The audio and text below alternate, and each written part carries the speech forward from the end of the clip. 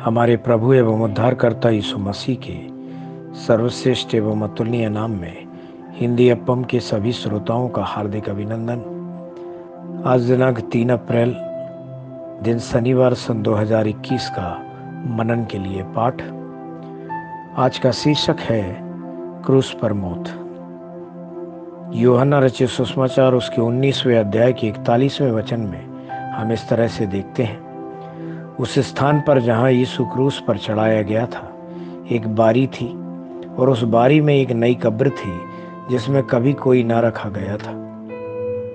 आज जो यीशु मसीह की मृत्यु और दफनाया जाना उनकी संतानों के लिए एक आत्मिक सबक सिखाती है और सांत्वना भी प्रदान करती है। उन्हें क्यों दफनाया गया? उन्हें पुनरुत्थान के लिए दफनाया गया था।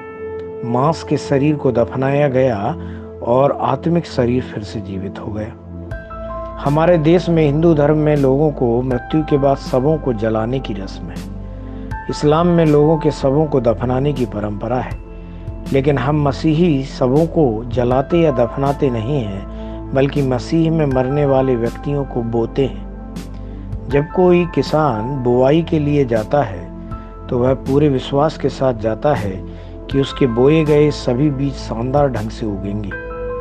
उसी प्रकार वे पौधे बन जाते हैं और कोई 30 गुना, कोई 60 गुना और कोई 100 गुना फल देते हैं। पवित्र शास्त्र कहता है, मुर्दों का जी उठना भी ऐसा ही है। शरीर नाशवान दशा में बोया जाता है और अविनाशी रूप में जी उठता है। वह अनादर के साथ बोया जाता है और तेज के साथ जी उठता है। निर्बलता के साथ बोया जाता है और सामर्थ्य के साथ जी उठता है।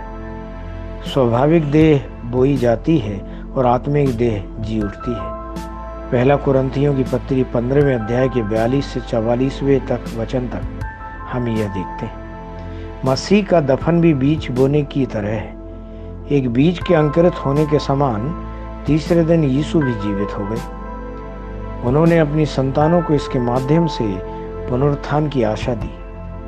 यीशु ने कहा, पुनरुत्थान और जीवन मैं ही हूँ। जो कोई मुझ पर विश्वास करता है वह यदि मर भी जाए तो भी जिएगा, और जो कोई जीवित है और मुझ पर विश्वास करता है वह अनंत काल तक ना मरेगा। यूहन्ना 11वें अध्याय के 25वें और 26वें वचन में से हमने ये लिया है। अगर एक बीज को अंकुरित करना है तो उसमें एक जीवन होना चाहिए। जब इसे कुचल दिया जाता है या गर्म पानी में डाल दिया जाता है तो इसके भीतर का जीवन मर जाता है। उसके बाद यह अंकुरित नहीं होगा। इसी प्रकार पापी जीवन जीने वाले मनुष्य का जीवन शैतान द्वारा कुचल दिया जाता है।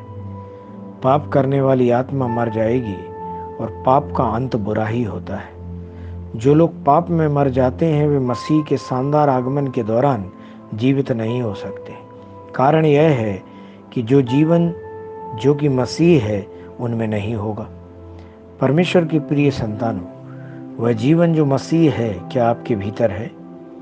क्या पवित्र आत्मा आप में बसता है? ध्यान करने के लिए आज जो वचन लिया है रोमियो 14वें अध्याय के 9वें वचन से, जहाँ इस तरह से लिखा है, क्योंकि मसीह इसीलिए मरा और जी भी उठा कि वह मरे हुओं को और जीवितों दोनों का प्रभु हो। परमेश्वर इन वचनों के सुनने पर, पढ़ने पर, मनन करने पर और इनके अनुसार अपने जीवन को जीने पर बहुतायत से आशीष दे। आमीन।